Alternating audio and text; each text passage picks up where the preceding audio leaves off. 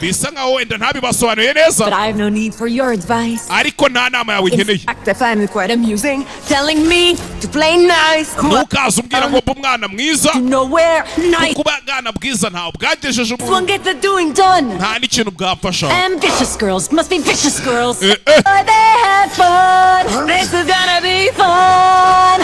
All is fair when you wear the crown. Ati wambaye ikamba byose yari sawa. Means you do as you please. Ndetse uri umwamikazi bisobanuye gukora icyo ushaka.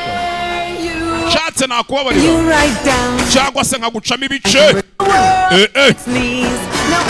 Hakuno. Even forget let you live. Shatse nakubabarira ukagenda ukiberaho. Byose bikaba bibaye.